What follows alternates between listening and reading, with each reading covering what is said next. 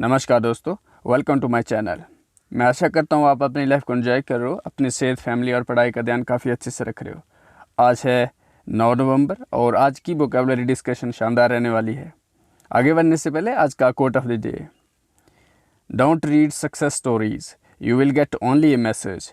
Read failure stories, you will get some ideas to get success. APJ Abdul Kalam. Doctor APJ Abdul Kalam ji बोलते हैं, don't read success stories, success stories कभी मत पढ़िए। You will get only a message, अगर आप success stories पढ़ोगे तो आपको सिर्फ एक मैसेज मिलेगा।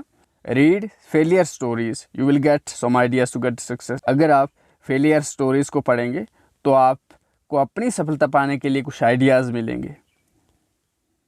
तो शुरू करते हैं। आज का पहला शब्द है वल्नरेबल। वल्नरेबल का मतलब होता है weak and easy to hurt physically और इमोशनली। वल्नरेबल का मतलब होता है नाजुक, जो आसानी से क्या हो, अफेक्टेड हो जाए, प्रभावित हो जाए, उसको बोलते हैं वल्नरेबल। जैसे वुमेन होते हैं, जैसे बच्चे होते हैं ना, आसानी से वो क्या होते हैं, प्रभावित हो जाते हैं, तो उनको होते हैं वल्नरेबल। जहाँ वीकर सेक्शन ऑफ सोसाइटीज हो गई। अगला शब्द है बोग। बोग का मतलब होता है फैशन, मतलब जब कोई चीज़ चलन में आ जाती है तो उसको बोलते हैं बोग। जैसे आज के ज़माने में क्या है, जो लोग क्या कहते हैं, फटी हुई जीन पहनते हैं, वो क्या बोग एक तरह का फैशन है। मतलब लोग सभी, अब ये जो थोड़ा ना ज़रूरी नहीं है कि लोग गरीब हैं तो इसलिए पहन रहे हैं, नहीं, वो सिर्फ फैशन के तरीके से पहन रहे हैं, तो उसको क्या बोलते हैं, बोग। अगला शब्द है एंटाइटलमेंट। एंटाइटलमेंट का मतलब होता है अधिकार, राइट। यानी आपने अच्छे से मेहनत की तो आपको जॉब मिलेगी, और जो जॉब मिली है वो क्या है, वो एंटाइटलमेंट है आपका। आपने कोई ऐसा काम किया जिसको आपको उसके लिए आपको रिवार्ड मिला, तो वो आपके लिए क्या हो गया, एंटाइटलमेंट हो गया।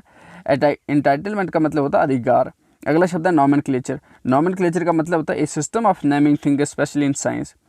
ये साइंस में चीज़ों को नाम देने की एक प्रक्रिया है, इसको क्या बोलते हैं, नॉमेनक्लेचर, नाम पद्धति है। अगला शब्द है अफिक्स्ड।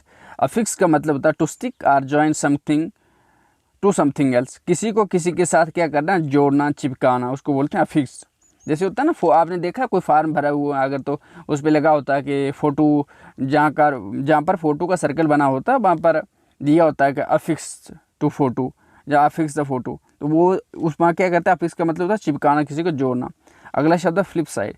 फ्लिप साइड का मतलब होता है अदर साइड, अपोजिट साइड। जैसे ना आप क्या बोलते हैं कि कोई आप बात कर रहे होते हैं तो उसको बोलते हैं ये तो ये वाली साइड होगी, इसकी दूसरी तरफ भी है, दूसरी साइड भी है, यानी फ्लिप साइड।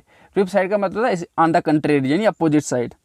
अगला शब्द है डिविडेंड। डिविडेंड का मतलब होता है लाभांश। लाभांश मतलब जैसे मान लो हम सब ने मिलकर क्या किया, कंपनी शुरू करी, और एक कंपनी शुरू करी तो उस कंपनी का हेड हो गया मैं, ठीक है, लेकिन आप भी स्टेक होल्डर हैं, आपका भी उतना अधिकार है, लेकिन उस कंपनी को मैं रन अप कर रहा हूँ।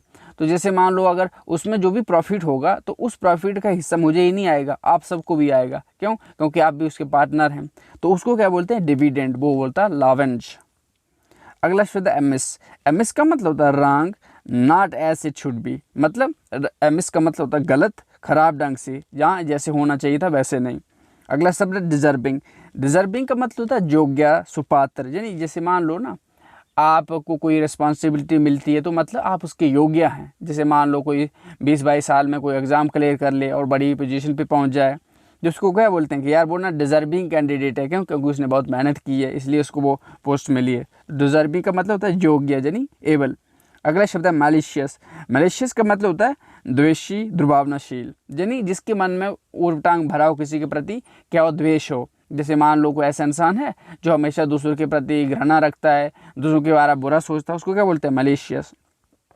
अगला शब्द है डिस्पैरेज। डिस्पैरेज का मतलब होता है किसी की निंदा करना, किसी के करैक्टर के बारे में उल्टा सीधा बोलना, उसको क्या बोलते हैं, डिस्पैरेज करना। जैसे मान लो मैं अगर डिस्पैरेज कर दूं तो आपके बारे में, तो मतलब आपके बारे में उल्टा सीधा बोल दूंगा जिससे आपकी मानहानि हो जाएगी, उसको क्या बोलते हैं, डिस्पैरेज। अगला शब्द है इंटरलोक्वेटरी। इंटरलोकेटरी का मतलब होता है मुलाकात, बातचीत। जैसे मान लो दो लोग आपस में मिलते हैं, एक ग्रुप के साथ बहुत सारे लोग मिलकर बातचीत करते हैं, उसको डिस्कशन करते हैं, उसको क्या बोलेंगे, इंटरलोकेटरी, बातचीत, मुलाकात। अगला शब्द है ट्रैश। ट्रैश का मतलब होता है, एक तो ट्रैश का मतलब होता है कचरा। जैसे कोई भी आप ना कचरा होता है, जैसे आपने फ़ोन में देखा होगा जो आपकी फ़ाइल वगैरह आपके यूज़ से आउट ऑफ यूज़ हो जाती हैं, तो आप उसको क्या करते हैं, डिलीट कर देते हो। तो डिलीट में क्या होता है, जो डिलीट वाला ऑप्शन होता है उस पर लिखा होता है ट्रैश बॉक्स। यानी ट्रैश बॉक्स का मतलब वो कचरा है, अब वो किसी काम का नहीं रहा है। तो इसी तरह से जहाँ पर ट्रैश का मतलब है किसी को क्रिटिसाइज करना, सीवियरली, डैमेज या डिस्ट्रॉय, किसी को बुरी तरह से क्या निंदा करना, किसी के बारे में उल्टा सीधा बोलना, किसी को नष्ट कर देना, भ्रष्ट कर देना, उसको बोलते हैं ट्रैश। अगला शब्द है मालाफाइड। मालाफाइड का मतलब होता है carried out in bad faith or with intent to deceive. Mala fide इसका मतलब ये हुआ कि बुरे इरादे से कोई काम करना। जैसे मान लो किसी की नीयत है ना, नीयत है वो अच्छी नहीं है, उसने कोई काम किया और गलत तरीके से नीयत से किया, उसको क्या बोले मालाफाइड। एक होता है ना अच्छा बोनाफाइड। बोनाफाइड होता है कि अपने मैत्रीपूर्ण संबंध से किया, अच्छे इरादे से कोई काम किया, उसको बोलते हैं बोनाफाइड। और उसका अपोजिट क्या हो गया मालाफाइड। मालाफाइड गलत तरीके से, गलत इरादे से कोई काम किया आपने। जैसे आपने देखा होगा सोसाइटी में बहुत सारे लड़के, मैं किसी रिलीजन के खिलाफ नहीं बोल रहा हूँ पर हाँ सच है, जैसे बहुत सारे लड़के क्या करते हैं अपना नाम बदल के लड़कियों के साथ वो रिलेशन में शुरू आ जाते हैं। जैसे बोल देते हैं कि मैं हिंदू कास्ट का हूँ, वो कास्ट हूँ, बाद में पता चलता है कि वो दूसरे रिलीजन से बिलोंग करते हैं। तो मतलब वो जो भी उनने जो नाम बदला था ना, वो गलत इरादे से बदला था लोगों को धोखा देने के लिए, तो उसको क्या बोलते हैं मालाफाइड, यानी इरादा गलत था। अगला शब्द है स्क्रूप्लस। स्क्रूप्लस का मतलब होता है careful to do but is right or honest. देखो सही या सच के प्रति सतर्क। स्क्रूप्लस का मतलब होता है, स्क्रूप्लस का मतलब होता है ईमानदार, जो मतलब हर छोटी छोटी चीज़ को काफ़ी ध्यान देता हो, बारीकियों पर ध्यान देता हो। ये नहीं कि अच्छा आंखें बंद मूंद के सब कुछ कर लिया, नहीं, वो क्या करता है अच्छे से ध्यानपूर्वक कोई भी काम करता है, उसको क्या बोलते हैं स्क्रूप्लस, यानी जो हुनस्ट होता है, ईमानदार होता है। अगला शब्द है वेलबींग। वेलबींग का मतलब होता है खैरियत, हैप्पीनेस, यानी कि जैसे ना किसी की हालात कैसे, कंडीशन है। जैसे मान लो मैं आपको हाल चाल पूछूंगा तो क्या पूछूंगा कि आपकी हैरियत कैसी है, कैसे हो, तो मतलब आपका वेलबींग कैसा है, तो उसको बोलते हैं वेलबींग। अगला शब्द है परस्यूट। परस्यूट का मतलब होता है लक्ष्य, आप क्या करना चाहते हो जीवन में। यानी देखो परस्यूट का मतलब लक्ष्य भी होता है और व्यवसाय भी होता है। जैसे एंडेवर, कोई आपने उद्यम खोला है, कोई स्टार्टअप चलाया, कोई काम कर रहे हो तो उसको बोलते हैं, उसको भी परस्यूट बोलते हैं। अगर आपका कोई लक्ष्य है कोई काम करने का लाइफ में तो उसको भी क्या बोलते हैं परस्यूट बोलते हैं। अगला शब्द है लीड टू। लीड टू का मतलब होता है result in, cause, bring about, produce, create, किसी की वजह बनना। जैसे ना आपकी वजह से कोई काम हो गया, आपकी वजह से कोई गलती हो गई, आपकी वजह से कोई नुकसान हो गया, तो उसको क्या बोलते हैं लीड टू, क्योंकि उसकी एक वजह कौन बना, आप हो वजह उसकी, तो उसको क्या बोलते हैं लीड टू। अगला शब्द है एट टाइम्स। एट टाइम्स का मतलब होता है कभी कभी। जैसे होता है ना कभी कभी मैं ये करता हूँ, कभी कभी मैं वहाँ जाता हूँ, तो उसको बोलते हैं एट टाइम्स, यानी occasionally, sometimes, now and then, from time to time. अगला शब्द है टेंड टू।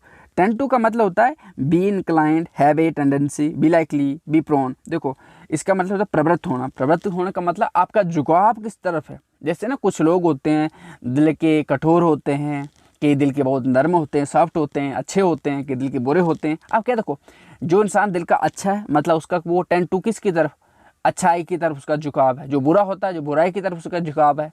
जो इसी तरह से ना कोई पढ़ाकू होता है, बहुत पढ़ने वाला होता है, तो क्या स्टडी की तरफ उसका बहुत झुकाव होता है, तो टेंड टू स्टडी, तो उसको बोलते हैं टेंड टू का मतलब किसकी प्रति उसका झुकाव होना। अगला शब्द है डिस्पर्स। डिस्पर्स का मतलब होता है कोई चीज़ बिखरी हुई है, इकट्ठी नहीं है। यानी मान लो एक होता है ना बहुत सारी चीज़ों को आपने इकट्ठा करके रख दिया, ढेर करके रख दिया, वैसे नहीं जो ऑर्डर में रख दिया। एक होती है चीज़ बिखरी हुई उसको, और जो बिखरी हुई होती है उसको क्या बोलते हैं disperse, scatter out, distributed, separated, ungrouped. अगला शब्द है स्टैटिस्टिकल। इसका मतलब होता है numerical, quantitative, data based, mathematical, measurable, यानी सांख्यिकीय, जिसको संख्या के क्वांटिटी के हिसाब से मेजर किया जा सकता है, उसको बोलते हैं जैसे ना 1 2 3 4 करके, उसको क्या बोलते हैं सांख्यिकीय। अगला शब्द है एंजाइटी। एंजाइटी और अगला शब्द है डिप्रेशन। एंजाइटी और डिप्रेशन का मतलब समझना है। एंजाइटी का मतलब होता है चिंता, यानी किसी के बारे में आप परेशान हो, कंसर्न हो, अनईज है, अप्रहेंशन है, डर है, नर्वसनेस है। डिप्रेशन का मतलब सैडनेस, अनहैप्पीनेस, डिस्पोडेंसी, डिस्पेयर, मेलनचोली, उदासी। देखो एंजाइटी का मतलब होता है चिंता, किसी के बारे में परेशान हो आप। डिप्रेशन के बारे में मतलब होता है, डिप्रेशन का मतलब ये नहीं होता किसी के बारे में परेशान हो।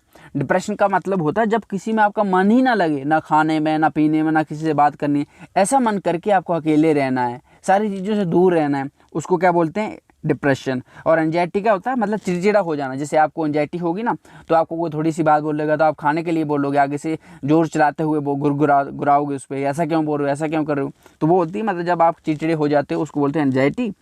और जब आपका चुप्पी हो साध लेते हो ना, चुप्पू हो जाते हो, कुछ बोलते हो नहीं, साइड होने लगते हो सबसे, उसको क्या बोलते हैं डिप्रेशन, यानी उदासी। अगला शब्द देयर बाई। देयर बाई का मतलब होता है कॉन्सिक्वेंटली, एज ए रिजल्ट, दस, सो, इन दैट वे। इसका मतलब जिसके चलते, जैसे होता है ना देयर बाई कि मैंने ऐसा किया इसलिए किया, देयर बाई मैंने, मतलब जैसे कोई बच्चा होता है ना, जैसे बोलता है कि मैंने एग्ज़ाम में नकल की, क्यों, thereby I can pass my exam, ताकि मैं जिसके चलते मैं अपने एग्ज़ाम को पास कर पाता, तो परिणाम स्वरूप, कॉन्सिक्वेंटली। अगला शब्द है फाइट ऑफ। फाइट ऑफ का मतलब होता है खदेड़ देना, डिफेंड अगेंस्ट। जैसे क्या किया उसने, इजराइल ने हमास को खदेड़ दिया, उसको क्या बोलेंगे आप, डिफेंड ऑफ, डिफेंड अगेंस्ट, यानी खदेड़ देना। अब है आज का फ्रेजल वर्ब। ये आज से एक मैं न्यू एडिशन कर रहा हूँ। फ्रेजल वर्ब जो भी एग्जाम्स में पूछे जाते हैं।